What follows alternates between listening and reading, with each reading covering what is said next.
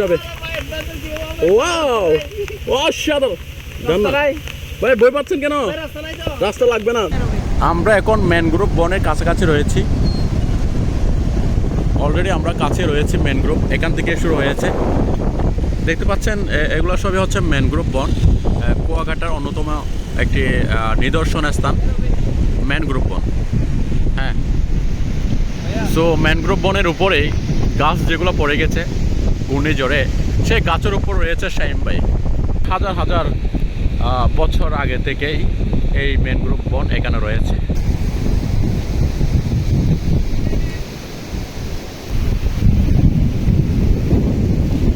আজকে প্রচুর বৃষ্টি, এই বৃষ্টির দিনে আমরা রয়েছি কুয়াকাটায়। তবে কুয়াকাটার খুবই সুন্দর সুন্দর কয়েকটি স্থান আমি দেখানোর চেষ্টা করতেছি। সো সেই ভিডিওগুলো দেখতে আমাদের পেজটি ফলো করে রাখুন, সবসময় আমাদের সাথেই থাকুন। এখানে কেমন লাগলো আপনার? কী কী দেখলেন? সো আমাদের গাইড যিনি, তার নাম কী ছিল? সো উনি আমাদের গাইড, সে বাইক নিয়ে আমাদেরকে এখানে নিয়ে আসলো।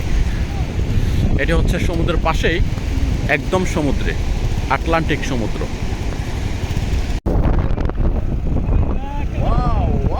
অসাধারণ। ওয়াও ভাই নেব সব দিন না। ওয়াও, এটা ছবি লাগবে লাগবে ভাই, আমার ছবি তো লাগবে।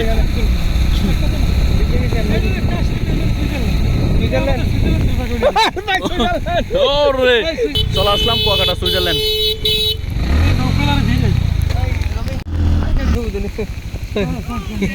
ধরুন এটা ধরুন আগে।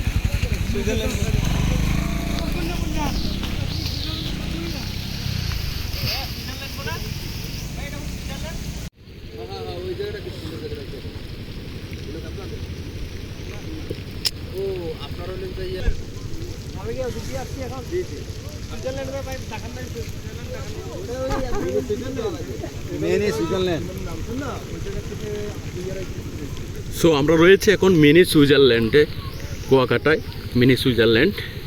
এখানে সুইজারল্যান্ড হওয়ার কারণ হচ্ছে এখানে বালির যে চরটা আর যে প্রাকৃতিক যে পরিবেশটা, বন, সে বনটা সুইজারল্যান্ডের মতোই।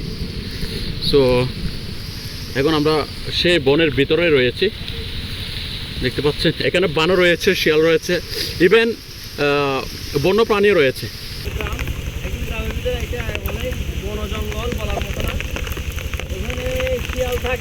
ম্যানগ্রোভ বন, ম্যানগ্রোভ বন।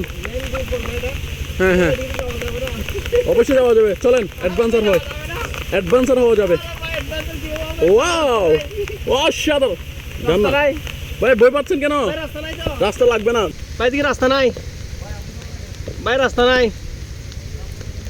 নাই নাই নাই।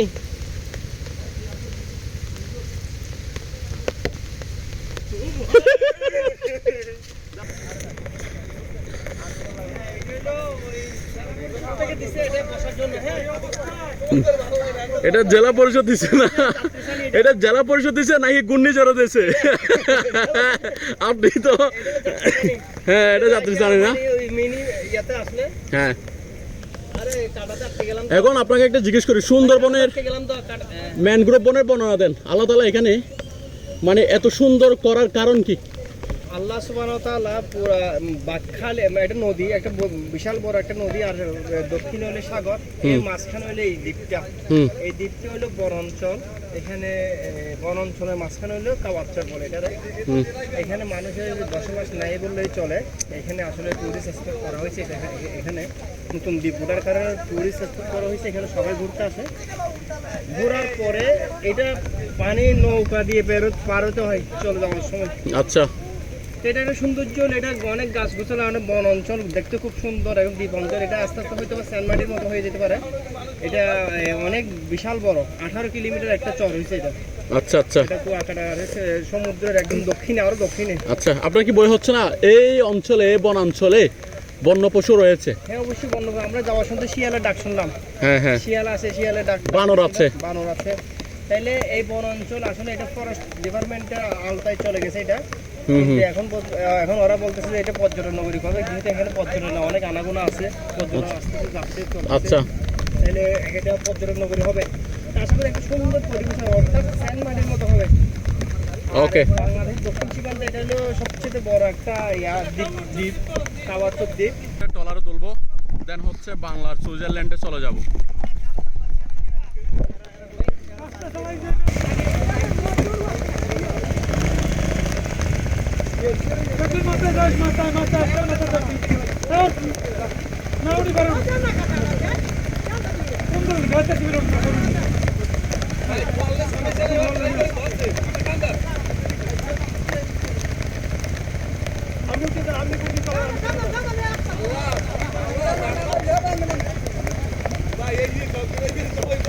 ভাই অন্য কাউকে দেন না, অন্য কাউকে দেন।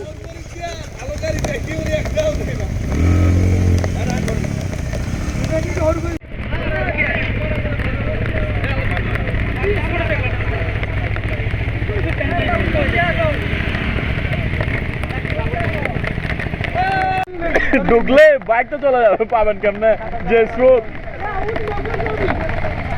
হ্যাঁ স্রোত বেশি না।